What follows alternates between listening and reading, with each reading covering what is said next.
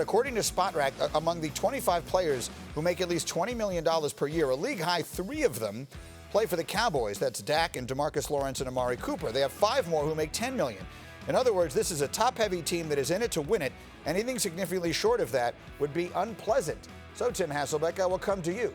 Do you believe the Cowboys are a Final Four NFL team? Are they capable of jumping over that bar if that's where the bar is set?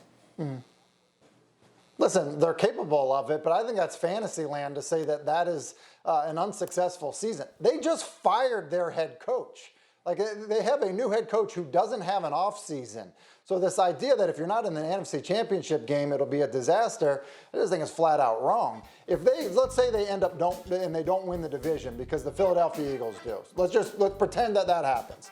When they win a wild card game and a division round game under a first-year head coach with a quarterback that may or may not, have just signed a long-term deal, or like that, to me is not, that's not a failure whatsoever. I think if they won 2 playoff games under Mike McCarthy, people would say, see, this is why we fired Jason Garrett. We're heading in the right direction. So I think those lofty expectations are kind of fantasy land. Well, if they won 2 playoff games, they would be in the NFC Championship game, which means they would reach that. And the counter to that. Well, I'm sorry. I thought you said win the NFC Championship game. Yeah, no, but get there. But I get the point you're making. The point is, you're saying it should be a little lower because of where they're coming from, which I get. But the other side of that, Swagoo, that I would say is they fired the coach for a reason. They fired the coach because they think their team is good enough to be in that territory, and they didn't think the coach was the right guy to get them there, which is why I've been saying all along, Marcus, I think there's more pressure on Mike McCarthy than there is on practically anybody in the sport because they're expecting big things from him immediately.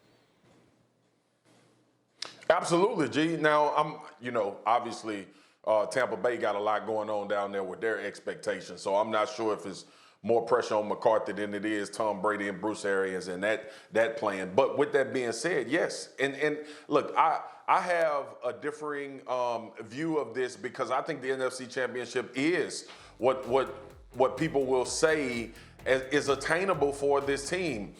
I look at this division, all right, and you got to think about, this is historic with the Cowboys.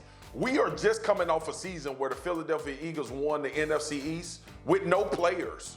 They beat Dallas with no players, legitimately, and not to disrespect those guys or knock those guys. When I say no players, I mean they shouldn't have been able to beat the Cowboys with the caliber of players that they were able to put out there on the field. So that in a way has a lot to do with Dak. That has obviously to do with Jason Garrett and what the expectations of this team were. The money they're spending, the moves that Gerald McCoy, Dontari Poe. They brought in Aldon Smith to be another rusher on the other side. Obviously, DeMarcus Lawrence with his big deal. They may make some more moves. You look offensively at what they did, and I get it. The NFC Championship is a lofty goal. Everybody's trying to get there. But this is going to be unforgivable based on what they've done in the past. And that's why I think the Bleacher Report article went there with the NFC Championship as success or bust. Schefter, what is your sense of the expectations there in Dallas and the pressure that is on the new coach to take them where Garrett couldn't? Greeny, listen, I always think that there's always a lot of expectations in Dallas. Obviously, that team has more attention on it or as much attention on it as any team in any sport.